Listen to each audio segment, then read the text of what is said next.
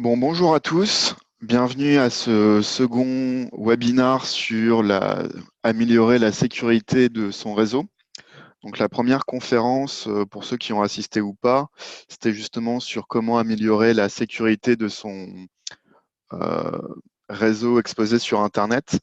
Aujourd'hui, on va faire un petit focus sur la sécurité du réseau en interne et on va parler en particulier des ransomware. Alors, si vous avez des questions, je vous invite à les poser dans la zone de chat. Je prendrai un moment à la fin de la conférence pour y répondre. Donc, nous allons commencer. Alors, hop. Alors, au sommaire de ce webinaire, donc une petite présentation et quelques actualités sur les ransomware. Ensuite, on va dire qu'est-ce que c'est un ransomware, comment ça fonctionne et comment les attaquants les déploient sur des réseaux. Donc ça va être en partie 3. Et enfin, la partie la plus importante, ça va être la partie 4. Et nous conclurons, et après, il y aura une petite séance de questions pour ceux et celles qui le souhaitent. Donc voilà, pour me présenter rapidement, voilà, je m'appelle Cédric Bertrand, je fais partie de la ZIP Santé, donc je participe à la cellule Axe. Certains d'entre vous, on a déjà eu l'occasion de travailler ensemble sur la réalisation d'audits de cybersurveillance. Donc c'est moi qui suis le porteur de ce service. Je suis un ancien pentester, ce qui fait que je faisais des tests d'intrusion dans les entreprises et je vais vous partager quelques techniques utilisées par les pentesters et les attaquants. Pour parler rapidement de la ZIP Santé, donc voilà, on a 3 missions principales, donc garantir le socle de la e-santé, développer et conduire des projets nationaux, et enfin, une autre mission, accompagner les acteurs dans leur conduite du changement. Concernant ce qui vous concerne directement, donc on accompagne aussi les structures de santé à travers la cellule Axe. Donc là, il y a 4 missions principales, donc renforcer le suivi des incidents SSI des établissements de santé, des laboratoires de biologie, des centres de radiothérapie. On a aussi un portail de veille dont je vous rappellerai l'URL à la fin, mais dessus, vous pouvez trouver des actualités concernant des attaques en cours ou des attaques qui ont lieu en fait. Enfin, on partage aussi des fiches réflexes sur les bonnes pratiques en matière de prévention et de réponse à apporter aux incidents. Et enfin, depuis à peu près un an et demi, on expérimente un nouveau service qui consiste à auditer la sécurité des périmètres exposés sur Internet des structures. Alors, pour parler des actualités, pour entrer dans le vif du sujet, parlons des ransomware. Il y a pas mal de. Actuellement, à Axe, on doit récupérer à peu près 2 ou 3 incidents liés à ce type d'incident de sécurité. En fait, il n'y a pas que les hôpitaux qui sont concernés. Vous pouvez voir, c'est vraiment la grande mode actuellement, les ransomware. Il y a énormément d'attaques. Il suffit de suivre un peu les actualités pour voir qu'il y a même des grands réseaux d'entreprises qui se font attaquer. La dernière en date, c'était Ramsey, où il y a eu plusieurs de leurs SI qui ont été bloqués. Ce qui est important de noter dans ces différentes attaques, c'est que ces attaques maintenant elles sont ciblées et planifiées. C'est-à-dire que c'est plus des attaques massives où on attaque juste un poste. Là, la plupart du temps, maintenant, les attaquants ils prennent le temps de prendre la main sur tout le réseau et de déployer le ransomware sur tous les postes en même temps. C'est ce que, par exemple, est arrivé, vous voyez, pour Altran. Les attaquants, en fait, ils ont d'abord pénétré et surtout pris le contrôle de tout le réseau. Et après, ils ont chiffré tous les fichiers de l'entreprise. Il y avait un autre cas, un ransomware, où, comme vous voyez, il peut être déployé simultanément sur tous les ordinateurs d'un coup. Donc là, c'est qu'en général, les attaquants ils sont devenus administrateurs du domaine, ils contrôlent tous les ordinateurs et ils peuvent déployer n'importe quel malware sur les ordinateurs. Et c'est vrai que quand ça arrive, le réseau entier est bloqué. Concernant les hôpitaux, il y a beaucoup d'hôpitaux en fait qui sont attaqués justement par les ransomware. Comme je vous disais, il y a le groupe Ramsey là qui a fait suite à une cyberattaque les derniers mois. Et en un an, il y a aussi 3 établissements qui ont déjà été ciblés par des attaquants. Il y a Montpellier, Saint-Denis, Condrieu. Et dans les 2 derniers cas, voilà, il s'agit d'un ransomware. Mais il y a aussi dans beaucoup de pays, en fait, hein, comme vous pouvez voir, Baltimore, enfin, c'est vraiment la nouvelle mode. Actuellement, on verra pourquoi, parce qu'en fait, c'est assez simple à mettre en place et souvent, si les victimes ne payent pas, il peut être souvent difficile en fait de récupérer les données. Donc, en cas de non-paiement de la rançon, bah, en gros, il faut reconstruire le réseau. Donc là, voilà, par exemple, c'était des exemples de courriels que nous recevons à Cellule Axe. Par exemple, bah, voilà, une personne qui a été infectée par un cryptovirus, une autre en fait qui a eu, enfin voilà, deux ou trois exemples de mails en fait de personnes qui ont subi une attaque par ransomware. Vous voyez là, dans ce cas-là, les fichiers chiffrés, ils possédaient une extension en .bit, une rançon a été demandée, souvent en Bitcoin. On va voir pourquoi. Donc maintenant, on va faire un petit focus justement sur bah, qu'est-ce que c'est un ransomware et comment ça fonctionne. Donc là, l'écran que vous voyez, en fait, c'était un ransomware qui a été très connu, qui s'appelle WannaCry, qui a fait beaucoup parler de lui l'année dernière, parce qu'en fait, il a infecté des millions de machines. Donc ça, là c'est l'écran, en fait, une fois que le ransomware il a infecté un poste et bloqué le poste, bah, voilà l'écran que les victimes pouvaient avoir en démarrant l'ordinateur. Donc, qu'est-ce que c'est un ransomware? En fait, c'est un logiciel de rançon ou d'extorsion. Et en gros, il infecte l'ordinateur, il va bloquer tous les fichiers en les chiffrant. Et pour les débloquer, il va demander une clé. Concrètement, une fois que c'est infecté, voilà, le ransomware demande un paiement de rançon, donc souvent en Bitcoin. Le Bitcoin, c'est une monnaie électronique virtuelle qui sert à effectuer des paiements sur Internet et c'est plus difficile de tracer en fait les paiements qui sont réalisés par Bitcoin et de suivre en fait les gens qui récupèrent les paiements. Voilà pourquoi c'est très utilisé sur Internet. Comment ça fonctionne une attaque par ransomware? De manière, donc là, c'est vraiment l'attaque la plus simple en fait. En général, première attaque, l'attaquant il envoie un email avec le ransomware attaché. Euh, la victime, en gros, clique sur le lien malveillant. Donc souvent, on verra que, enfin, les ransomware, souvent, il y a des nouvelles souches qui font qu'elles ne sont pas toujours détectées par les antivirus. Donc, si la victime scanne le fichier reçu en pièce jointe par antivirus, bien souvent, il n'y a rien en fait. Et une fois en fait que la victime a exécuté la pièce jointe malicieuse, en fait, le malware il se connecte au serveur de l'attaquant et en fait, il télécharge le ransomware qui après chiffre toutes les données de la victime et puis après, juste après, la victime elle reçoit une demande de rançon. Après, l'étape 8, justement, l'attaquant tente de répandre le virus de façon latérale aux autres ordinateurs de l'entreprise. On va voir en quoi ça consiste, en fait. Donc, pourquoi les attaquants utilisent spécifiquement ce type de malware? Il y en a beaucoup d'autres. Il y a les crypto-mineurs qui aussi consistent à infecter un ordinateur pour faire générer de la monnaie virtuelle. Mais les ransomware, à l'époque, c'est un peu la grande mode, hein. Je, une fois que les entreprises auront sécurisé leur réseau et mieux géré leur sauvegarde, les attaquants ils passeront juste à d'autres types d'attaques un peu opportunistes. Mais pourquoi là actuellement c'est un peu la mode? Comme la première chose, comme je disais, c'est que euh, souvent il y a peu ou pas de possibilité de récupérer ces fichiers sans la clé, donc sans l'attaquant. Et ce qui fait que si les entreprises ne payent pas, soit le réseau il peut être totalement bloqué. Donc, sur certains cas qu'on a pu voir, les entreprises ont dû carrément presque souvent repartir de zéro, c'est-à-dire réinstaller les postes, reconfigurer le réseau, donc dont l'Active Directory. Et comme je vous disais, en fait, il y a quelques fois les ransomware, par analyse du code du virus, on arrive à retrouver la clé parce que des fois, les malwares, ils sont pas très bien développés, mais bien souvent, en fait, les fichiers sont quasiment irrécupérables. Donc, si on ne paye pas, souvent, on ne récupère pas ces fichiers.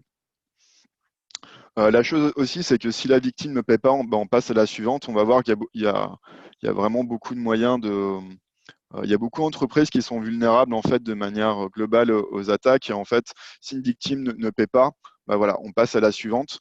Il y a aussi des campagnes qui peuvent viser plusieurs milliers de victimes, ce qui fait que ceux qui ne payent pas tombent plus pour eux. Il y a aussi le fait que maintenant les ransomware, ça se voit un peu comme une sorte de service en fait, c'est-à-dire un attaquant qui connaît rien, il suffit, on va voir ensemble, j'ai trouvé des exemples sur Internet. En fait, on peut acheter les ransomware un peu à la demande. Ils sont aussi configurés à la demande. On peut acheter un service pour qu'on soit sûr qu'il ne soit pas détecté par les antivirus. On peut aussi acheter un service où il n'y a quasiment rien besoin de faire. C'est-à-dire qu'en partant de zéro, avec un peu de budget, en fait, il existe plein de sites web qui vendent des ransomware, en fait. Ce qui fait il y a vraiment des équipes de développeurs qui travaillent un peu à plein temps sur ce type de projet, en fait, puisque bon, bah, les ransomware, c'est devenu une sorte de projet. Et ce qui fait que même des attaquants qui connaissent pas grand-chose, il suffit juste d'en acheter sur Internet, en fait. Le troisième point, c'est on voit maintenant de plus en plus les attaques ciblées. Donc là, contrairement aux attaques un peu automatisées, on voit maintenant que les attaquants commencent à avoir forcément beaucoup plus d'expérience. Et plutôt que d'attaquer un peu à la va-vite, maintenant, ils utilisent des techniques souvent issues des tests d'intrusion pour prendre le contrôle total du réseau. Et une fois qu'ils ont le contrôle total du réseau, ils en profitent pour déployer de manière instantanée en fait, le ransomware sur tous les postes. En fait. Il y a aussi le fait qu'on voit de plus en plus de ransomware ciblés, c'est-à-dire des ransomware qui sont faits spécialement pour viser une entreprise en particulier. Là, par exemple, vous voyez ce que je vous parlais un peu, le ransomware as a service. D'ailleurs, c'est assez horrible comme ils en parlent dans l'article, mais là, on va parler de GandCrab. C'est un malware qui a fait beaucoup parler de lui. Voilà, quand on peut lire, il utilise une technologie AGI, il s'inspire de techniques comparables à celles de l'industrie du logiciel. Tous les jours, les attaquants, ils corrigent tous les jours leur ransomware, ils corrigent les bugs et au fur et à mesure pour l'améliorer en fait. Donc voilà, c'est des gars qui sont plutôt doués, qui savent ce qu'ils font. Et là, il y a deux captures d'écran en fait, des sites qui vous permettent d'acheter des ransomware, comme je vous disais. Là, il y en a un, si vous payez 389 $ par exemple, vous pouvez faire des campagnes de ransomware. Vous avez des updates quasiment tous les jours. Vous avez juste besoin d'indiquer votre portefeuille de Bitcoin pour recevoir la monnaie. Enfin, c'est vraiment c'est ça qui est malheureux, c'est que c'est vraiment très simple à mettre en place. Après, il y a des équipes qui sont beaucoup plus sophistiquées, mais comme je vous dis, en fait, maintenant, on peut en acheter sur Internet. Là, vous voyez, c'est encore d'autres sites web qui vendent des ransomware. Donc, vous voyez, vous avez même un petit formulaire Create a Malware, où là, vous mettez le montant de votre rançon. Là, vous pouvez aussi multiplier la rançon si la personne ne paie pas. Pareil, à côté, vous voyez, vous avez plusieurs packs. Donc là, le premier pack pour un mois, en gros, vous avez des malwares où on est quasiment sûr qui ne sont pas détectés par les antivirus. Voilà, vous recevez les rançons. Là, c'est un autre pack où, vous voyez, ils sont. D'ailleurs, on peut voir les ransomware sont compatibles à peu près de Windows XP à Windows 10. Donc, ça vise à peu près tous les systèmes d'exploitation Windows. Puis là, vous voyez, il suffit juste un peu de cocher les options qu'on veut. Vous avez juste à spécifier le montant de la rançon que vous voulez mettre, un porte-monnaie, et puis en fait, vous avez des campagnes quasiment automatisées qui se déploient. Donc, on va voir ensemble justement quelles sont un peu les stratégies d'attaque utilisées par les ransomware actuels.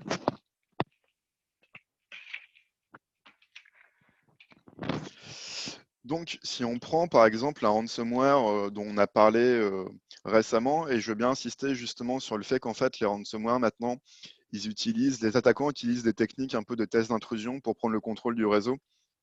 C'est ça un peu que je souhaite vous montrer et insister un peu dans les recommandations, parce que finalement, je veux dire, les ransomware, on s'en moque, c'est-à-dire qu'une fois que les ransomware ils sont passés, les techniques là utilisées pour prendre le contrôle du réseau, les attaquants ils vont continuer de les utiliser.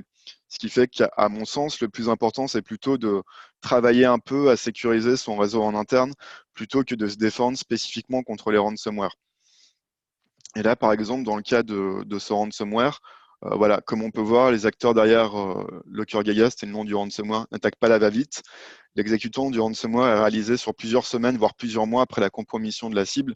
Alors souvent, on va voir que c'est par exemple des accès RDP qui sont achetés au marché noir. RDP, c'est un protocole qui permet de contrôler un ordinateur à distance sous Windows. Et souvent, euh, les attaquants ils prennent le contrôle de moins un compte administrateur et après, ils effectuent des rebonds dans l'infrastructure pour infecter de nouveaux postes, en fait. On va voir un peu plus en détail comment ça fonctionne. Donc là, voilà, en très gros, un peu le schéma qu'il faut retenir. Donc là, c'est un peu le schéma global un peu d'une attaque, comment un attaquant prend le contrôle de tout le réseau. Donc on part Bon, on part de zéro, j'allais dire. Le zéro, en fait, c'est obtenir un premier accès à un poste sur le réseau en interne. Donc, ça peut être un accès RDP acheté au marché noir ou trouvé, par exemple, par Shodan, comme on a pu voir lors de la dernière sensibilisation. Ça peut être l'envoi d'un courriel. En fait, voilà. La première chose, un attaquant, il obtient un accès à une machine en interne. Comme je vous dis, il suffit juste d'envoyer, vous envoyez 1 millier de courriels. Potentiellement, il y a bien 5 ou 6 personnes qui vont cliquer dessus. Et déjà, dès qu'elles cliquent dessus, vous avez un accès au réseau en interne. Après, la deuxième chose, en fait, l'attaquant, il va récupérer le mot de passe administrateur de la station. Et souvent, c'est d'ailleurs la vulnérabilité, à mon sens, la plus critique à corriger. C'est qu'en fait, souvent, en tout cas sur beaucoup de réseaux, moi j'ai pu voir ça dans ma carrière de pentester. Putain, je dis déjà carrière à mon âge, mais dans mon ancien travail de pentester, il y avait souvent la même chose, c'est-à-dire que sur tous les postes informatiques, il y a souvent un compte admin local qui est utilisé par le support informatique. Euh, il y a des logiciels qui permettent d'avoir des comptes différents, mais c'est vrai que quand c'est pas connu, bah, effectivement, lors de l'installation d'un réseau, il y a un compte identique quasiment sur tous les postes. Et une fois en fait que ce compte a été récupéré, bah, ça permet de se déplacer sur tous les postes. Donc là, voilà, l'attaquant devient administrateur sur plusieurs stations, donc ce qu'on appelle les mouvements latéraux. Et après, en fait, il suffit de viser certains postes où là, il va récupérer un compte administrateur de domaine. Et puis bah voilà, une fois qu'il est administrateur du domaine, en gros, bah il contrôle totalement tout le réseau en fait. On va voir ensemble un peu plus. Donc là, l'étape numéro un, donc trouver une pomme et s'y introduire. On va voir justement comment les attaquants actuellement, bah, ils s'infiltrent dans un des réseaux. Donc là, c'est un peu ce que j'appelle la compromission initiale, comment on obtient un premier accès au réseau. Après, on va voir l'ensemble un peu du schéma, mais là, voilà, là, l'attaquant, il est ici, et puis là, comment il obtient bah, un accès déjà au réseau local. Donc, il y a plusieurs vecteurs d'intrusion, souvent, qui sont utilisés. Alors, attendez, normalement, il y a une petite... Ouais. Parmi les vecteurs d'intrusion les plus couramment utilisés, donc bah, il y a RDP. RDP, en fait, comme je l'ai dit, c'est un protocole qui permet de contrôler une machine à distance sous Windows. Donc là, en fait, bah, voilà, c'est un peu le même type d'attaque qu'on retrouve. C'est bah, l'attaquant a exploité des ports RDP exposés sur Internet. Voilà, l'attaquant, il va rechercher les machines qui ont un port RDP, ce qui indique souvent qu'il y a un serveur, en fait. Soit il obtient un accès par une vulnérabilité, soit il trouve le mot de passe, soit il achète le mot de passe. Voilà, il a un premier accès au serveur, puis après, comme on va voir, bah, il se déploie en fait sur l'ensemble du réseau. La deuxième chose, il peut aussi il peut réaliser une intrusion via un serveur web, bah, par exemple un serveur qui est mal configuré. Alors pour ça, quand même, c'est plus rare parce qu'il faut que si le serveur il est exposé sur Internet, il faut quand même qu'il soit dans le réseau en interne. C'est plus rare parce que la plupart du temps, en fait, les serveurs comme ça exposés, ils sont quand même dans une DMZ la plupart du temps. C'est assez rare. En tout cas, j'en ai pas vu de retour d'expérience là-dessus, c'est-à-dire un serveur web comme un Tomcat, MySQL ou quoi que ce soit qui est mal configuré et l'attaquant il passe par là. Parce qu'en fait, la plupart du temps, c'est situé dans une DMZ, c'est-à-dire une zone démilitarisée. En gros, c'est une zone qui est un peu isolée du réseau en local. En tout cas, c'est très très rare ce genre d'attaque. Soit après, il peut réutiliser le mot de passe d'un utilisateur. On avait vu dans le premier webinaire, il y a des utilisateurs, par exemple, qui s'inscrivent sur les sites web, puis ils ont tendance à réutiliser les mêmes mots de passe. Du coup, les attaquants, bah, ils achètent des mots de passe, comme ça, ils les testent. Et puis, bah, ils peuvent, par exemple, accéder à la messagerie interne avec un groupe, enfin, avec un compte acheté, et puis, etc. Quelque chose qui marche bien encore, c'est la clé USB, où effectivement, bah là, c'est le cas d'une structure qui a été infectée. Bah voilà, il y avait une clé USB qui contenait un malware, la personne l'a inséré dans le poste, et puis bah voilà, ça faisait un premier accès au réseau en interne en fait.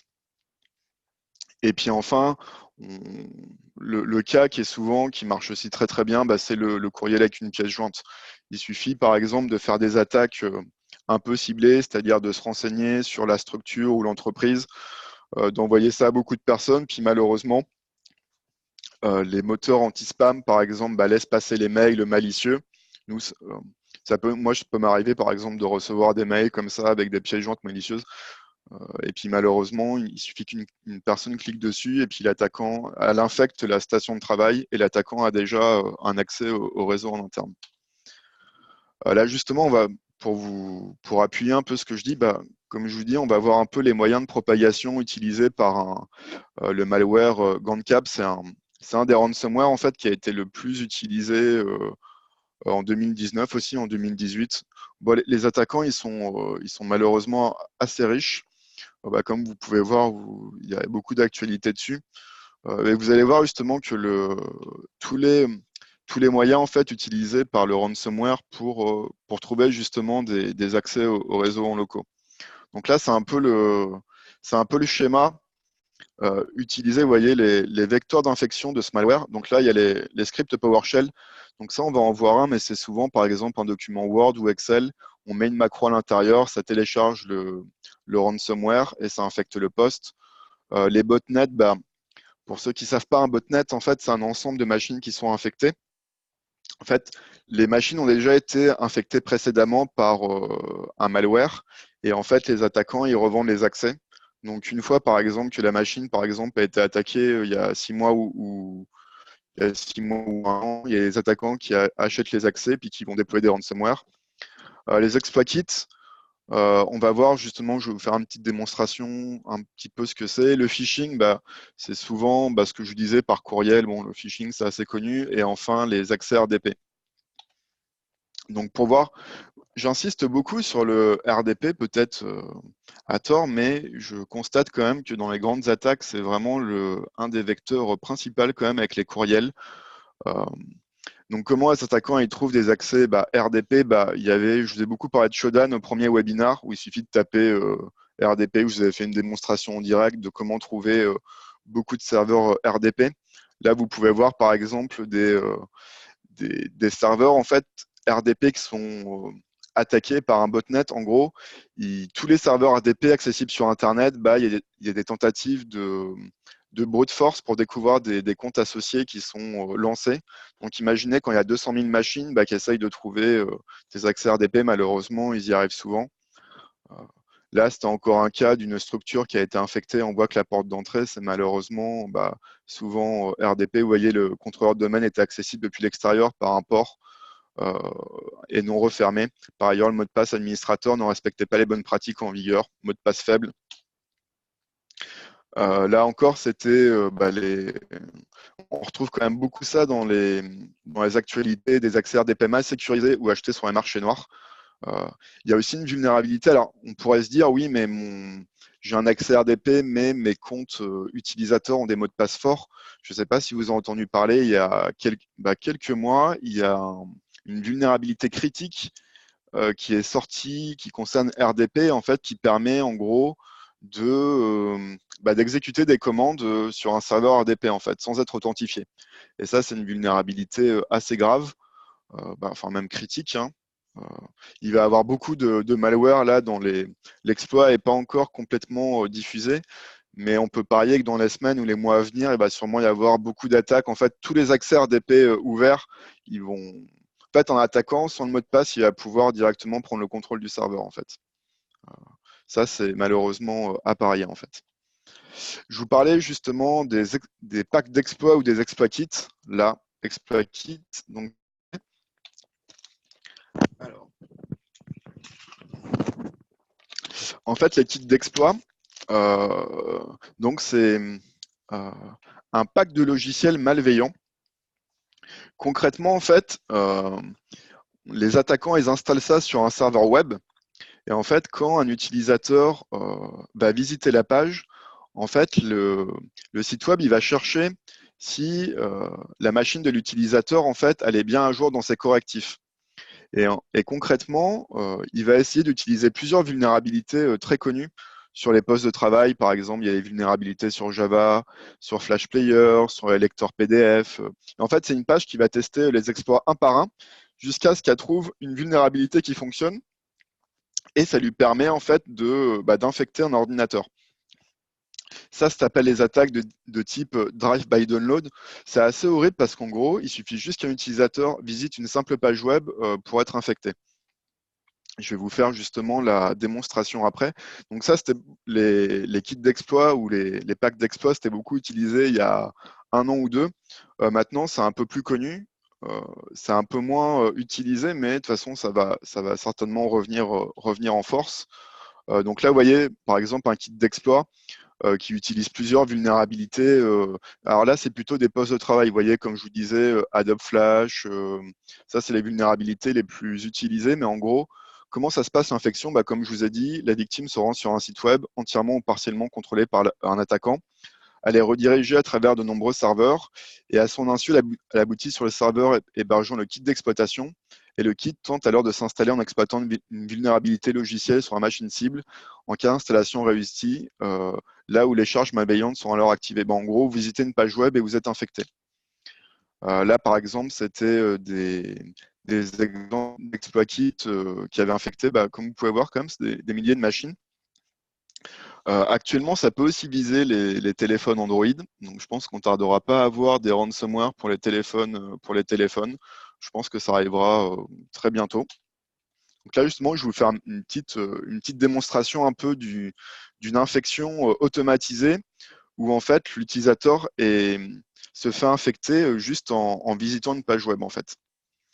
Donc moi, le pack d'exploits que je vais utiliser, je vais faire un peu la blague, c'est un peu le pack du pauvre quand même, c'est-à-dire que c'est très connu sur Internet. Il y a des packs qui s'achètent pour plusieurs milliers d'euros. Donc moi là, j'utilise un framework qui est bien connu des pen testers. Donc là, vous voyez, c'est un pack d'exploit. En gros, il va me donner une URL et avec un ordinateur vulnérable, je vais juste avoir à consulter l'URL et vous allez voir qu'en fait, je vais pouvoir prendre la main en fait sur le poste.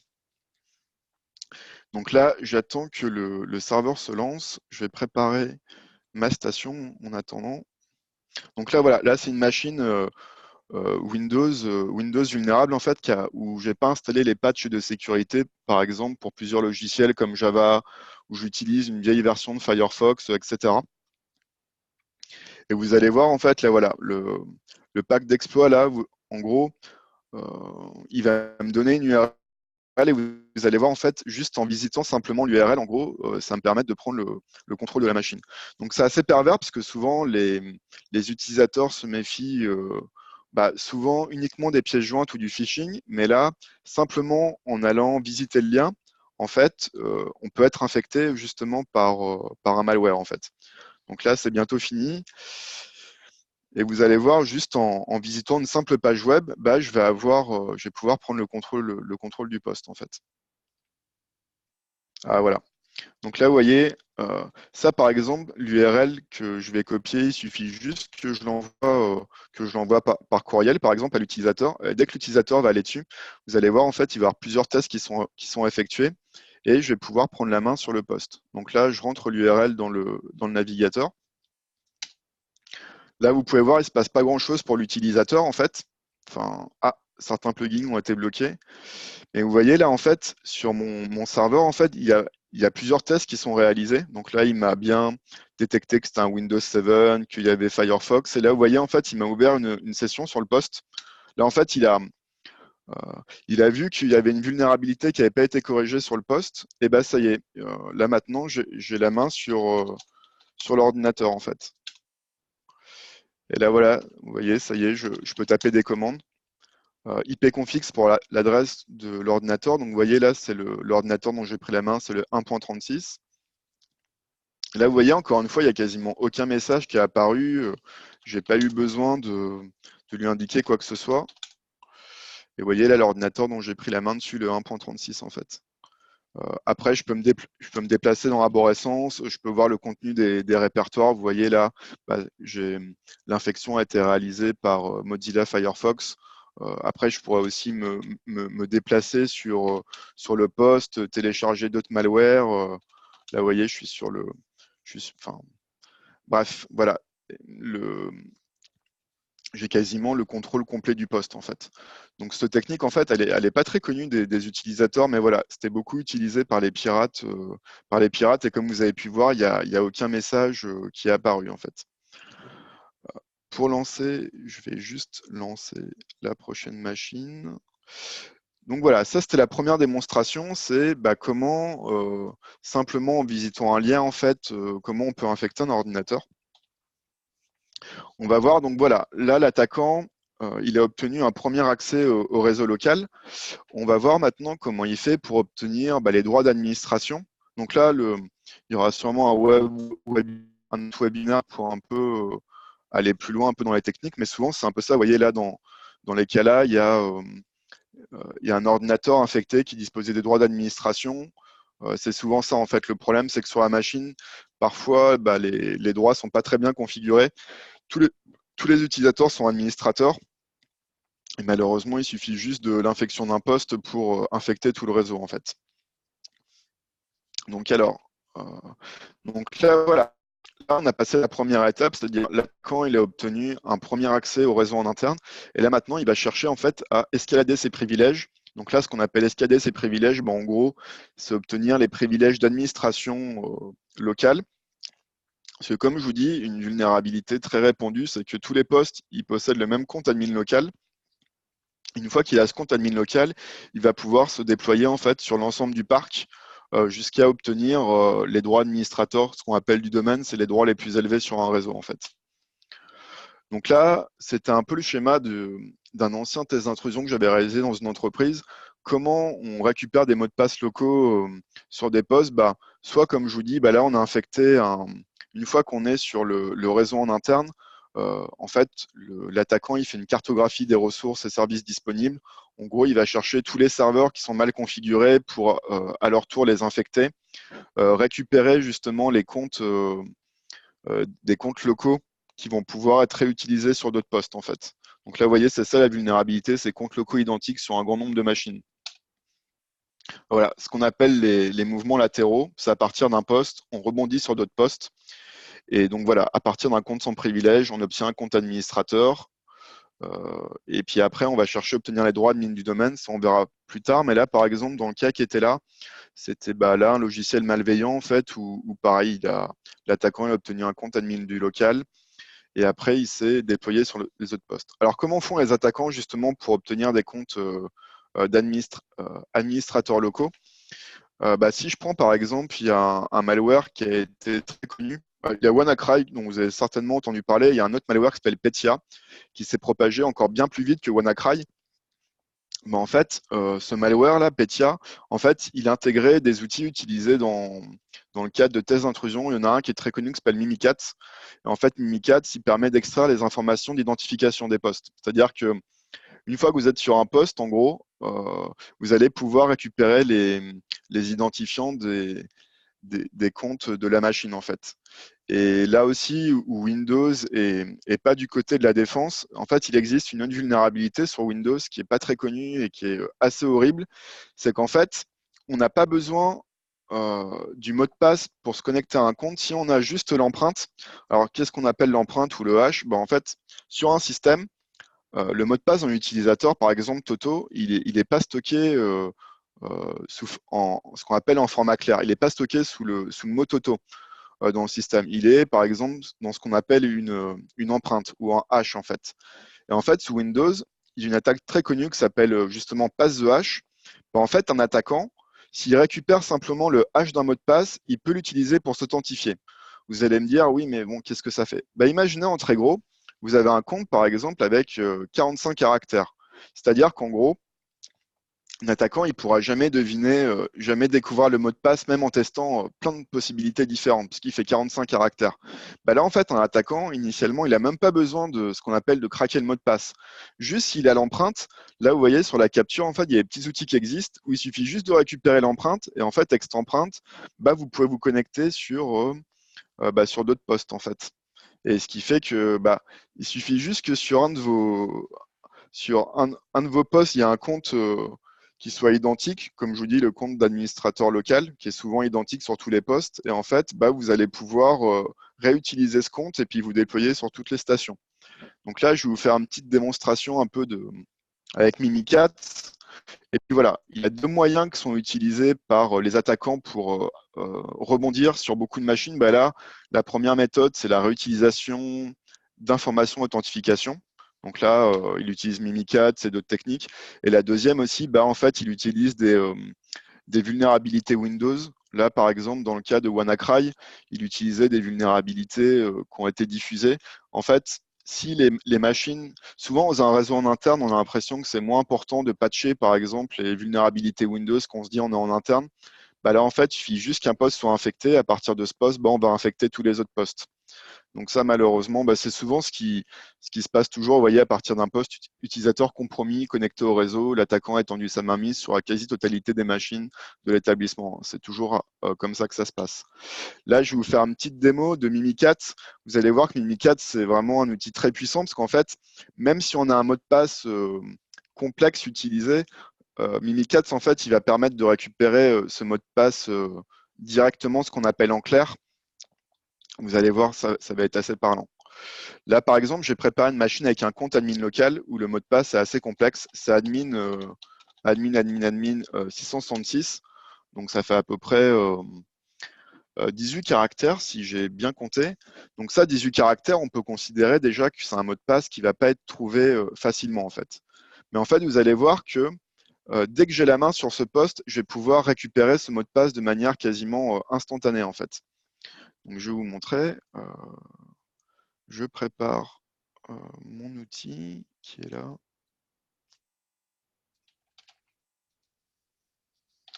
Donc là, je quitte.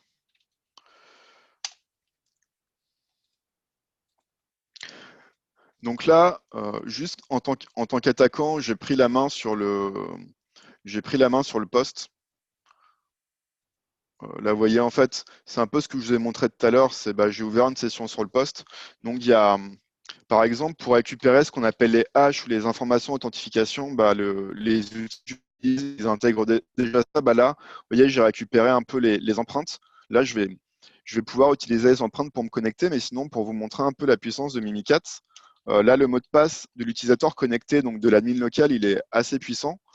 Et en fait, vous allez voir qu'avec Mimikatz, je vais pouvoir récupérer ce mot de passe instantanément. En fait, Mimikatz, il va lire ce mot de passe en mémoire et vous allez voir qu'il va directement apparaître. Donc là, c'est le module, enfin là, c'est le module wdigest, on s'en fout un peu, mais vous voyez, là, là en fait, Mimikatz, il m'a directement récupéré le mot de passe directement, en fait. Il n'y a même pas besoin d'avoir besoin de le casser, en fait. Donc ça, voilà, c'était encore. On va voir ensemble comment on peut lutter un peu contre ça. Vous voyez, il y a beaucoup de malware en fait qui intègrent là l'outil que je viens de vous montrer, ce qui leur permet de récupérer les identifiants et de les réutiliser. J'aurais trouvé ça dommage de ne pas vous montrer comment ça marche un ransomware et qu'est-ce que ça fait sur un poste. Donc là, pour la dernière démo, je vais vous montrer un peu comment un poste. Qu'est-ce qui se passe en fait quand un poste est infecté par un ransomware? Donc là, en fait, j'ai préparé un petit document Excel avec une macro. Et vous allez voir, en fait, quand je vais activer la macro, en fait, le ransomware va être téléchargé, directement installé sur le poste. Vous allez pouvoir voir un peu en vrai ce que ça fait. Là, la macro que j'ai utilisée, elle est très connue. Par contre, ce qui est assez flippant, vous voyez, c'est que si par exemple je la scanne à différents. D'ailleurs, j'étais assez étonné du résultat en fait, parce que mon fichier malicieux, il était détecté à peu près que par 33 antivirus sur 59 du marché. Là, vous voyez, Virus Total, c'est un site où vous pouvez soumettre un échantillon malicieux. Et en fait, il va être scanné avec différents moteurs antivirus. Donc là, vous voyez, il y a quand même beaucoup de détection, mais vous voyez, il y a tout ça où il m'indique qu'il n'y a aucun malware. Et je suis assez étonné parce que, comme je vous dis, la technique que j'ai utilisée, elle est très connue depuis longtemps. Ça fait assez peur. Donc là, voilà, j'ai juste préparé un petit document Excel. Là, j'ai fait un copier-coller, par exemple, d'un site web de la ZIP, par exemple. Et vous voyez, on va juste activer le contenu. Et là, en fait, tout va se faire de manière automatisée. Donc, je n'ai pas cherché à cacher les fenêtres, ni les. Là, vous allez voir, je vais avoir un petit message d'alerte. Je n'ai pas du tout cherché à cacher ça. C'était juste pour vous montrer le processus, là, complètement automatisé. Donc là, vous voyez, il y a le malware, en gros, qui a été téléchargé sur mon poste. On va voir que mon poste, il va s'arrêter tout net. On va attendre quelques secondes et voilà. Comme vous avez pu voir, mon poste, le poste, il s'est directement arrêté. Et quand je vais le redémarrer, Là, il fait semblant en fait de me scanner mon disque. Ça arrive quand on fait un peu un redémarrage brutal de l'ordinateur. En gros, il me dit qu'il est en train de réparer le système de fichiers de mon ordinateur. Euh, En fait, il est en train de m'infecter tous les fichiers. Et là, en fait, là, le pourcentage qu'on voit, c'est tous les fichiers qu'il infecte en fait.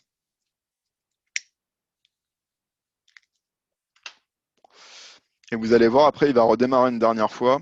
Et puis là, bah, on va voir que mon poste est totalement bloqué et qu'on va avoir qu'en fait, il ne marche plus et que si on veut le débloquer, il faut payer. Donc là, vous allez voir, il va encore redémarrer, il redémarre une autre fois. Là, vous allez voir, voilà, on a un joli petit message, une tête de mort, où là, il me dit, bah, votre ordinateur a été victime du malware Petya, utilisez Tor, et puis rentrez votre clé de déchiffrement et payez pour obtenir la clé de déchiffrement, en fait. Euh, En fait, je peux toujours le redémarrer si vous préférez. De toute façon, là, vous voyez, je veux dire, le redémarrage, là, voilà, voilà. À chaque démarrage, en fait, je tomberai sur ce message-là, hein. Voilà, le poste, il est bloqué. Si je ne paye pas, je ne peux plus récupérer mes données, en fait. Donc là, voilà, c'était la dernière petite démonstration que je voulais vous faire, vraiment comment ça marche un ransomware un peu dans la vraie vie. Euh, on va voir un petit peu les recommandations. Donc d'abord, un peu les recommandations générales. Tous les ransomware, ils reposent quand même sur le même principe de base, c'est-à-dire que si les sauvegardes sont pas très bien faites, en fait, l'entreprise risque d'avoir trop à perdre parce qu'elle les a pas, elle a pas bien fait ses sauvegardes. Et ce qui fait que l'entreprise, enfin une entreprise qui fera pas ses sauvegardes, forcément un des premiers choix qu'elle aura finalement, c'est de payer parce que tous ces documents, en fait, tout a été chiffré. Donc là, la première chose déjà, c'est de bien protéger ces sauvegardes locales, puisque le ransomware, c'est là-dessus qu'il se base. Il n'y a pas de sauvegarde où elles ont été chiffrées, ce qui fait que l'entreprise est complètement démunie. Donc là, on vous enverra le PowerPoint, mais là, dans le cas, il y a un centre hospitalier qui était récemment victime d'un cryptovirus. Et par contre, il faisait des sauvegardes sur un serveur dédié, mais ce n'était pas assez bien sécurisé du point de vue de l'accès réseau et des droits. Et ce qui fait que le ransomware, il a aussi chiffré le serveur de sauvegarde. Donc là, voilà, il y avait quelques recommandations pour éviter ça. D'ailleurs, je pense que c'est la pire situation quand même, le serveur de sauvegarde qui est chiffré lui aussi.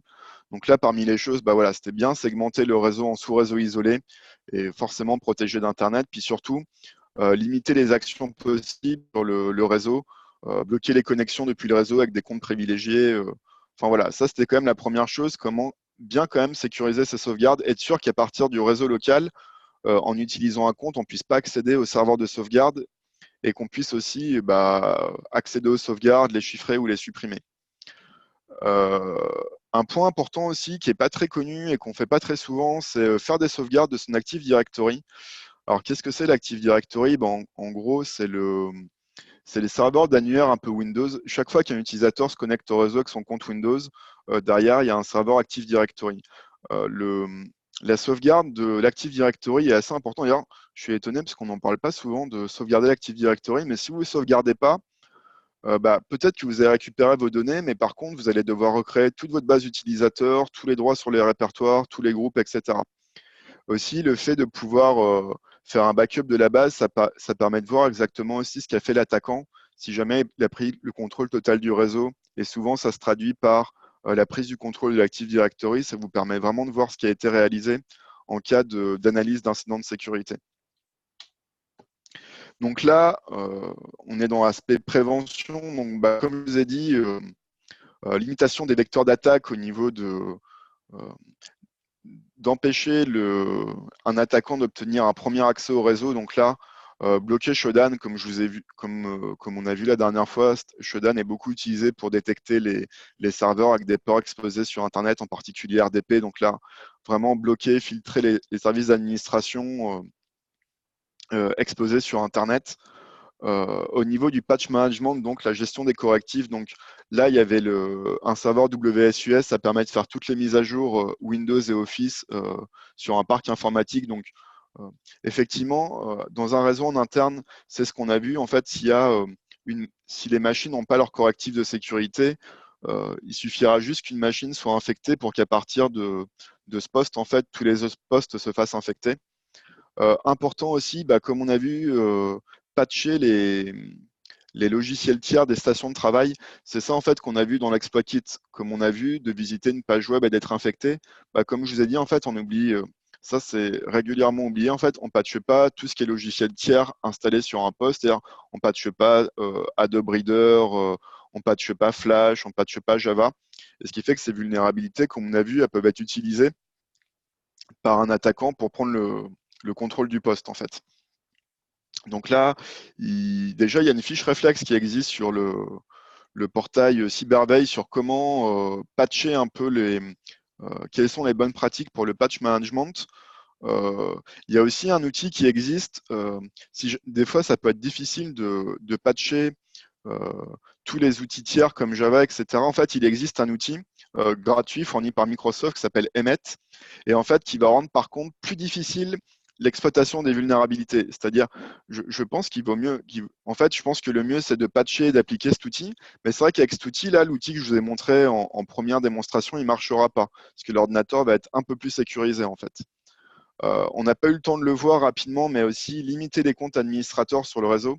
C'est-à-dire les utilisateurs, c'est vrai que des fois, je dirais, ils sont un peu pénibles. Bon, certains ont besoin des comptes admin locaux, mais vous pouvez voir si un poste est directement infecté et que le compte utilisé admin local, bon, c'est encore plus simple pour l'attaquant déployer en fait sur l'ensemble des postes, hein, malheureusement.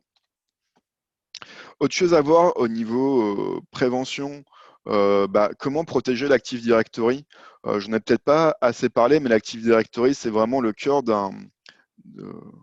le cœur d'un réseau en fait sous Windows. C'est la première chose que les attaquants ils vont viser. Là, en fait, il y a l'ANSSI qui propose un service visant à auditer la sécurité de l'Active Directory. Donc ça, en plus, c'est gratuit. Vous pouvez, il y a déjà des guides qui existent de l'ANSSI sur comment durcir un Active Directory. Puis il y a aussi un outil qui permet d'auditer son Active Directory. Donc ça a à voir avec l'ANSSI. Donc ça, c'est vraiment aussi quelque chose de très important. Je pense qu'on verra dans le prochain webinaire un peu comment durcir un peu son Active Directory. Un point important, c'est ce que j'allais dire, un peu protéger le réseau. Bon, ça, c'est un peu de manière globale, mais minimiser les droits sur les partages réseau, s'assurer que le droit d'écriture n'est accordé aux utilisateurs en ayant réellement le besoin et contrôler régulièrement les droits d'accès. Effectuer des sauvegardes aussi, des tests de restauration. Ça aussi, du coup, important, précéder la mise en ligne, à la mise hors ligne des sauvegardes des éléments les plus sensibles. Au moins, on se rend sûr qu'ils ne pourront pas être infectés par un malware. Ça, c'est quelque chose d'important et qui peut être aussi parfois complexe pour les structures qui n'ont pas forcément les moyens, mais d'effectuer quand même des tests d'intrusion réguliers sur le réseau en interne. Ce qui effectivement, comme on a vu, les attaquants, pour prendre le contrôle d'un réseau en interne, en fait, ils utilisent des techniques d'intrusion. Et c'est vrai une des seules manières, des fois, de corriger ça, quand on n'a pas d'équipe SSI dédiée à ça, c'est de réaliser des tests d'intrusion. Malheureusement, c'est vrai que ça peut représenter un certain coût et une certaine charge. Donc ça, très important, mais alors attention avant de le déployer. Donc ça, c'est un peu l'outil qui permet d'avoir un compte admin local qui n'est pas identique sur tous les postes.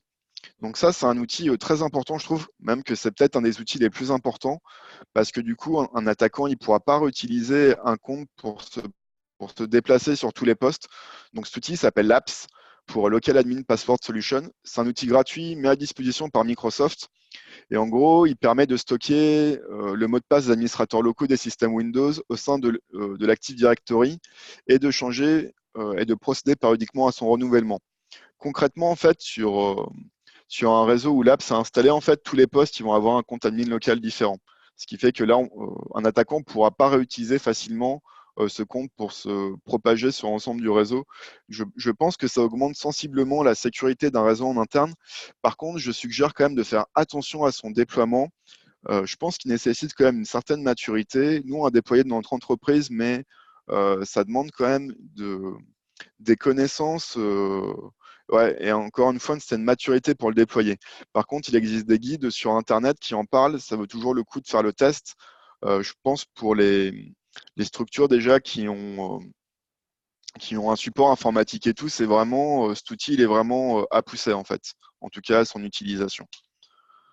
Ça, c'est pour la détection aussi. On a une structure en fait qui a fait ce qu'on appelle un honeypot pour détecter un peu les ransomware sur un réseau.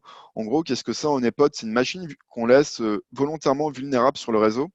Et si jamais cette machine, bah, il lui arrive on voit qu'il se passe des choses de pas très claires dessus, en fait, on peut se dire qu'on a une attaque. Donc là, par exemple, on va mettre à disposition le document qui est d'ailleurs disponible sur le portail Cyberveille sur comment mettre en place une machine vulnérable sur son réseau qui va nous permettre en fait de détecter une attaque en cours, par exemple. Donc là, il y a le document qui est disponible. On va aussi, je pense que moi, mon équipe, en tout cas, on aimerait bien mettre à disposition une machine comme ça, facile d'accès. Inutile de nous demander quand est-ce qu'on le fera. Pour être honnête, on a un peu débordé de boulot, mais je pense dès que possible, on va essayer de faire ça rapidement en fait. Mais ça peut être intéressant parce que bah, ça permet de détecter effectivement s'il y a une attaque qui se passe, euh, combien même les antivirus ou d'autres équipements de sécurité ont rien détecté en fait. Là, pour cette structure, ça lui a quand même permis de voir qu'il y avait une attaque qui était en cours et de la stopper en fait. Donc là malheureusement, c'est un peu quand c'est trop tard. Donc là, en cas d'infection, qu'est-ce que c'est les réflexes? Là, je vais les dire, en général, il vaut mieux éviter d'arriver à ce genre de choses, mais au cas où, les premiers réflexes en cas d'infection, bah, la première chose, c'est de déconnecter le poste du réseau. Euh, alors, comment se rendre compte que le poste a été infecté? Soit on a un message de blocage, ce qui peut être ce qui est le signe déjà j'allais dire que c'est un peu game over, hein, pardonnez-moi l'expression, mais en tout cas de détecter qu'il y a quelque chose qui se passe sur le réseau. Donc déjà, déconnecter le poste du réseau, ça lui permettra bah, d'éviter de se propager ailleurs, ou alors si l'attaquant le contrôle à distance, il pourra pas enfin, aller à l'intérieur du réseau en interne. Surtout ne pas éteindre la machine. Alors pourquoi? Bah, en fait, si vous faites appel à une société, par exemple SSI, pour l'analyse de l'incident de sécurité, en fait, des fois, il y a des malwares. Si vous redémarrez le poste, ils peuvent être supprimés en fait du poste. Ce qui fait que de ne pas éteindre le poste, parfois, ça permet de récupérer de nouvelles informations en fait, et ça va vraiment aider à l'analyse de l'incident de sécurité. Donc ça, c'est quand même quelque chose d'important qu'on peut oublier parfois. Ensuite, on peut essayer de bloquer l'infection sur la base des éléments connus. Donc, si par exemple l'utilisateur il a été infecté par courriel, bah, ne pas éviter à prévenir tous les autres utilisateurs. Je pense que ça vaut le coup des fois de le préparer en amont. Euh, Ça pourrait être intéressant de voir justement, de simuler un peu une attaque par ransomware et comment on réagit. Ça peut être quand même quelque chose d'intéressant.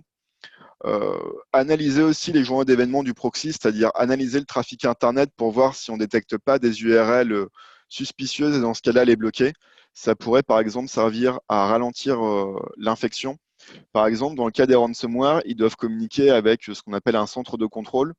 Et il y a certains ransomware, s'ils n'arrivent pas à communiquer avec leur centre de contrôle, en fait, ils ne se déploient pas. Donc ça, c'est la première chose. Et puis malheureusement, bon, bah, le plus simple, des fois, demander de l'aide, hein. Je pense que dans ce genre de cas, bien souvent, bah, on n'a pas forcément les moyens sur place. Et là, ne pas hésiter à demander de l'aide. Bon, je ne ferai pas de recommandations dessus. Il y a l'ANSSI et d'autres entreprises qui sont spécialisées là-dedans. Pour vous aider un petit peu, des fois, si vous arrivez à récupérer un fichier infecté, vous pouvez parfois identifier quel est le ransomware. Il y a un site qui existe, ID Ransomware. En fait, vous envoyez un fichier frais et il va vous permettre d'identifier des fois le ransomware. À quoi ça sert? Bah, des fois, d'identifier le ransomware, ça permet de voir s'il n'y a pas des clés qui permettent de déchiffrer les fichiers, par exemple, ou d'avoir déjà plus d'informations un peu sur le malware. Là, c'est aussi justement un site qui existe pour ça, qui s'appelle No More Ransom. Et en fait, c'est des chercheurs en sécurité informatique bah, qui aident en fait les victimes de ransomware à trouver des solutions pour déchiffrer les fichiers en fait. Donc là, vous voyez, 109 ransomware décryptant en 3 ans, ça vaut toujours le coup de poser la question. Un petit retour d'expérience d'ailleurs qui a été intéressant, bah, il y a Fleury et Michon là qui a été aussi attaqué, qui a subi une attaque de ransomware. Là, on peut voir d'ailleurs que l'infection initiale a débuté par un serveur virtualisé hébergé dans le cloud dont les attaquants sont parvenus à prendre le contrôle via une attaque de type force brute. Bah, c'est un peu ce que je vous racontais, hein. Et puis souvent, l'accès initial a ensuite été revendu à d'autres acteurs malveillants. Et puis, on a des indicateurs de compromission qui laissent penser que celui est passé de main en main. Enfin voilà, je vous ai mis le lien, ça peut être toujours intéressant de voir, surtout sur la communication, comment ils ont fait la communication de crise, etc. En fait. En conclusion, là, c'était d'ailleurs pour vous dire à quel point ça marche quand même tellement bien les ransomware. Il y a d'ailleurs des firmes de sécurité en fait qui ont été grassement rémunérées pour récupérer les données chiffrées par un ransomware. En fait, en gros, les firmes de sécurité travaillaient un peu main dans la main avec les hackers. C'est-à-dire que les hackers, ils infectaient des réseaux, en fait. Les entreprises qui étaient touchées demandaient aux firmes de sécurité de les aider. Et en fait, les firmes de sécurité payaient la rançon aux hackers en se prenant une petite part au passage, ce qui était assez horrible. Donc là, c'était deux entreprises. Il s'avère que les deux entreprises en question payaient les hackers sans informer leur clientèle. Elles s'octroyaient bien sûr une belle marge en faisant payer un prix faramineux pour leur service, 2500 $ pour un simple scan, à 25 000 $ pour la récupération de données. Enfin bon, c'est assez horrible. La question aussi que tout le monde se pose, vaut-il mieux payer ou pas la rançon? Donc là, effectivement, il y a beaucoup de débats là-dessus. Est-ce qu'il faut payer ou pas? Donc, concernant ça, payer ou ne pas, bah déjà, c'est pas parce que vous payez que ça vous garantit que vos fichiers vont être restaurés. Il y a à peu près 20% des gens qui payent la rançon qui récupèrent jamais leurs fichiers. Il y a aussi le fait que payer alimente le cybercrime. Bah, effectivement, si on paye, c'est que cette attaque marche. Il existe aussi de l'aide. Il existe aussi de l'aide, comme on a vu, il y a quelques sites qui permettent d'aider, puis même il y a d'autres services ou entreprises qui permettent d'aider. Et en fait, c'est vrai que alors après, ça c'est théoriquement, mais il y a aussi les autorités judiciaires qui estiment parfois que le paiement de la rançon est parfois inévitable et que c'est le seul moyen pour les entreprises de récupérer les données essentielles. Bah, en fait, quand même, le plus important quand même qu'on peut tirer de tout ça, c'est le plus important, c'est de stocker ces données sous une forme qui ne pourra pas être affectée par le ransomware en les chiffrant, en les stockant hors du réseau de production. Tant qu'une entreprise a effectivement une copie de données qu'elle va pouvoir restaurer, bah là, le paiement de la rançon deviendra beaucoup moins vital en fait, hein. C'est vrai que c'est quand même, j'allais dire, le point positif quand même des ransomware, si on devait en citer un, malheureusement, ça serait vraiment d'insister sur la nécessité de faire des sauvegardes, de tester si celles-ci marchent. Et voilà, malheureusement, peut-être le seul point positif qu'on peut trouver à ça. Euh, pour le prochain webinaire, justement, on va poursuivre un peu sur comment améliorer la sécurité de son réseau en interne. On verra justement d'autres moyens utilisés par les attaquants pour devenir admin du domaine. Là, les méthodes qu'on a vues aujourd'hui, c'est fait quand même partie des plus utilisées, c'est-à-dire la réutilisation de mots de passe et l'utilisation de vulnérabilité Windows pour se déployer sur un parc, c'est les plus utilisés. On verra qu'il y a d'autres choses, mais déjà, c'est vrai que si les deux premières que je viens de citer sont corrigées, ça augmente quand même sensiblement la sécurité du réseau en interne, en fait. Et puis, bah voilà, pour la prochaine sensibilisation, on vous indiquera bien sûr. Et maintenant, bah, il reste un petit temps pour les questions. Je peux être content de moi, j'ai fait pile poil 1 heure. Voilà, j'espère qu'en tout cas cette sensibilisation vous a plu et je vais voir justement les questions qu'il y a. Donc là, je vois qu'il y a deux questions. La première conf, oui, est disponible. On remettra le lien pour l'obtenir. Après, une deuxième question, quel est le procédé utilisé pour transformer les bitcoins en dollars?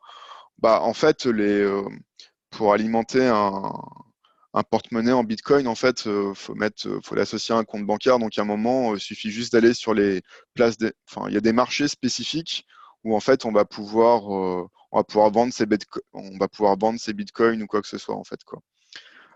Dernière question, peut-on avoir les slides? Oui, bien sûr. L'EDR. Alors, je vous avoue, qu'est-ce que l'EDR? Faut que je cherche. On me pose déjà à oui, endpoint detection and response, oui. Alors, je sais, je dirais pas que c'est la solution ultime. Encore une fois, euh, certainement que l'EDR va pouvoir détecter peut-être une attaque en cours.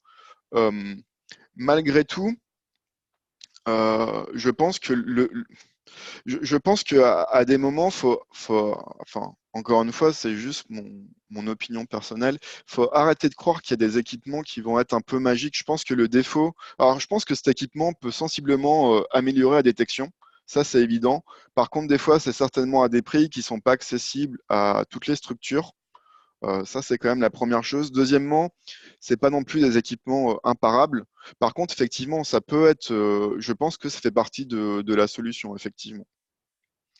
Voilà, je vais encore patienter une petite minute s'il y a d'autres questions.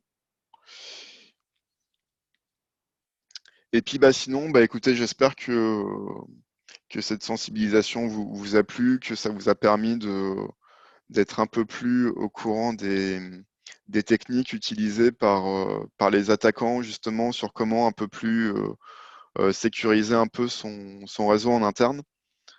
Euh, alors, j'ai une dernière question. Avez-vous travaillé sur les solutions de type clé USB distribuées à tous les utilisateurs pour qu'ils puissent reconstruire leur poste en cas d'attaque? Euh, Ça, on commence justement. Là, actuellement, je vous avoue, on est beaucoup sur la cybersurveillance, mais un des autres aspects qu'on aimerait bien mettre en place, justement, sera un peu sur l'aspect réponse à incident. En tout cas, moi, c'est quelque chose qui m'intéresse beaucoup. Et c'est vrai qu'on aimerait bien faire un peu des kits à donner aux structures pour les aider un petit peu à mieux se sécuriser, à vérifier si elles sont vulnérables. Ça c'est aussi des projets que j'aimerais beaucoup développer. Alors, inutile de nous demander quand, je vous avoue qu'actuellement, là, la cybersurveillance nous prend, enfin moi en tout cas, me prend beaucoup de temps. Euh, je sais pas. Alors, d'autres questions. Unix est-il vulnérable au ransomware? Alors oui, c'est arrivé qu'il y ait des serveurs web aussi qui ont été chiffrés. Donc, par contre, est-ce que c'est Oracle? Pour l'instant, c'était souvent plutôt sur MySQL.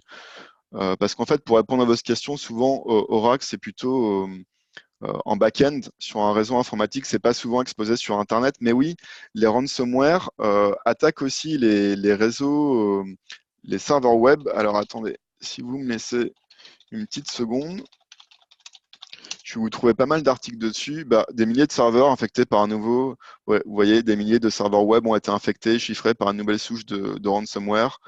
Citroni, le ransomware qui attaque les serveurs web. En fait, oui, ça c'est encore une nouvelle méthode d'infection. Bon, on en voit quand même un peu moins parce que c'est tellement, je vais dire, plus facile entre guillemets de cibler les réseaux en interne que. Mais oui, ça existe les ransomware pour les serveurs Unix. Il y en a qui existent. Une autre question, est-ce qu'une solution de type NoScript serait efficace pour se protéger des kits d'exploit? Oui, ça peut. Alors oui et non. Parce qu'il y a par exemple beaucoup de kits d'exploit qui ont été installés sur des sites web légitimes. Et les sites web légitimes sont autorisés par les utilisateurs.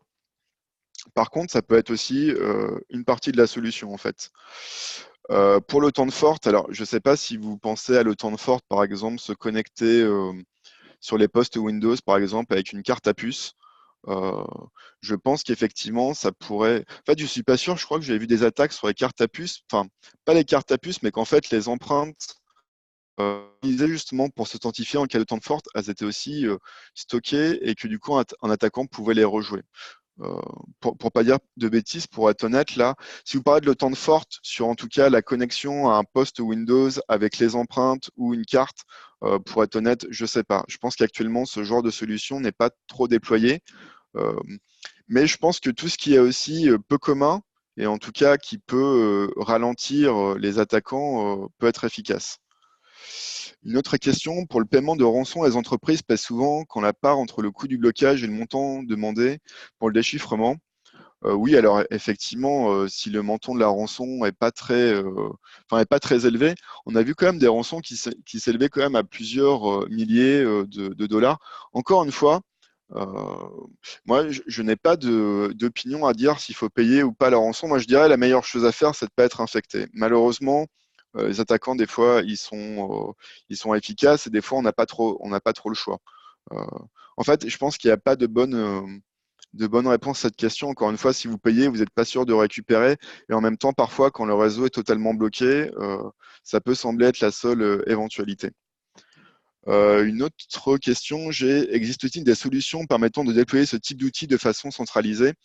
Alors, je ne sais pas trop ce que vous parlez par type d'outil.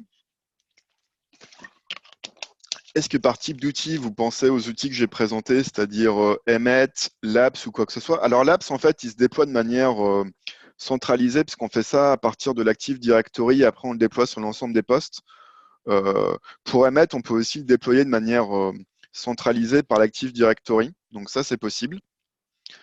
Une autre question. Ouais, je vois quand même que le sujet vous a beaucoup intéressé, tant mieux. Alors, une question d'Agnès Ramsey. Les solutions comme Deep Freeze ne permettent pas de limiter certains risques. Alors, oui et non. C'est-à-dire qu'effectivement, Deep Freeze, alors pour ceux qui ne connaissent pas Deep Freeze, c'est un logiciel qui gèle le poste, c'est-à-dire qu'on ne peut pas apporter de modifications au poste, et à chaque redémarrage, le poste va revenir à son état initial. D'ailleurs, c'est marrant, avant, en tant qu'administrateur réseau, j'utilisais beaucoup ce type d'outil. Le problème de Deep Freeze, c'est que Deep Freeze n'a pas empêché en fait, le déploiement sur l'ensemble du parc. Et puis, à un moment, quand l'attaquant va va viser l'Active Directory, va devenir administrateur de domaine, ça ne va pas l'empêcher de ça. Par contre, sur les attaques de type ransomware, effectivement, un poste infecté au prochain redémarrage reviendra à son état actuel. Ça va protéger contre certains types de menaces, mais ça ne va pas empêcher les attaquants de prendre le contrôle total de tout le réseau. Pour Pascal le password des seconds facteurs, oui, mais alors, je ne sais pas à quoi vous faites référence. Est-ce que vous parlez de l'authentification sous Windows? Moi, je vous avoue que j'en ai pas encore vu un password et puis un texto qui était envoyé par téléphone. En fait, sous Windows, je connais les autant de force par empreinte digitale ou carte à puce. En fait, vous pourriez être plus précis sur les OTP, mais pour protéger quoi les machines Windows, les serveurs Windows, les serveurs Linux. Merci d'être un peu plus précis parce que je ne vois pas. Alors, Monsieur Ferrard, je vois que le sujet vous intéresse beaucoup. Alors, bloquer Shodan, comment on bloque Shodan? Donc, je l'avais dit dans mes anciens webinars. En fait, Shodan, ils utilisent des IP et des plages d'adresses de scan qui sont connues. Ce qui fait que souvent, c'est plutôt à partir du pare-feu, en fait, qu'on va bloquer, en gros, tous les scans qui sont réalisés à partir des IP de Shodan, en fait. Il y a un document qui existe sur le portail de Cyberveille qui indique justement les adresses IP qu'il y a à bloquer pour éviter les scans Shodan. Les terminaux. Alors, avec toutes ces mots de passe, est-il nécessaire de disposer d'un antivirus? Alors, oui et non. D'ailleurs, si le sujet vous intéresse, le dernier antivirus Microsoft sur Windows 10 fait beaucoup mieux que la plupart des autres antivirus du marché. C'est actuellement un des meilleurs, l'antivirus intégré à Windows 10. Alors, je pense que l'antivirus est utile pour les menaces connues. Effectivement, pour les menaces connues, c'est utile. Par contre, pour toutes les nouvelles souches, en fait, malheureusement, effectivement, les antivirus montrent qu'ils ne sont pas forcément les plus pertinents. Là, c'est là où je rejoins la question précédente d'utiliser des endpoints de détection. Là, effectivement, ça peut être. Ils sont censés être un peu plus efficaces. Le problème, quand même, des endpoints, je vous avoue que je ne connais pas les prix, mais d'après mes souvenirs, ça monte quand même assez cher, quoi. Alors, Monsieur Gaston dit, je déployais Labs sur l'ensemble de mon parc, 4000 postes, 400 serveurs. Seul problème avec une tâche planifiée qui utilisait un compte local, je le conseille fortement. Bon bah, merci beaucoup du retour d'expérience sur Labs. Voilà. Alors justement, Monsieur Gaston, est-ce que vous pourriez nous faire, alors tous les gens justement qui ont un peu des retours sur l'utilisation de Labs ou ce type d'outils, moi je serais beaucoup intéressé que vous nous fassiez un retour par courriel et qu'on puisse le diffuser en fait aux structures un peu comme là le CHU qui avait mis en place une machine vulnérable et qui nous a communiqué le script, comme ça, nous, on va pouvoir le communiquer ensemble des structures. Pour l'Apps, je serais aussi très intéressé par recevoir votre retour d'expérience, Monsieur Gaston. Vous pouvez m'envoyer à cédric.bertrand@santegouv.fr et comme ça, on pourra le partager un peu à l'ensemble des RSSI et des structures. Autre question, je voulais savoir s'il existait une solution de gestion de type NobScript sur un parc de poste. Honnêtement, non, je ne connais pas. Euh, Vincent Hubert, mais en plus, c'est pas vous que je vois tout à l'heure. Quelle entreprise contacter pour faire un audit de type cybersécurité? Alors, je sais, je, je sais pas si vous parlez d'un audit de cybersurveillance, parce que c'est pas la, enfin, nous effectivement, l'ASIP propose des audits de cybersurveillance. Donc là, vous pouvez contacter Monsieur Soyer ou alors l'adresse cyberveille@santegouv.fr. Après là, pour être honnête, la priorité, c'est d'abord, là, il y a un certain nombre d'audits qui sont en cours, mais vous pouvez toujours les demander, ils seront planifiés sur l'année prochaine, en fait. Et ben voilà, je vois qu'il n'y a pas plus de questions. Ah, ok, je vois que c'est fini. Bon, en tout cas, je vous remercie pour votre attention. Puis si vous avez besoin de communiquer, vous pouvez m'écrire à mon adresse de courriel cédric.bertrand@santegouv.fr. Voilà, j'espère que ce webinaire vous a plu et puis bah, je vous dis à bientôt pour un nouveau webinaire. Au revoir.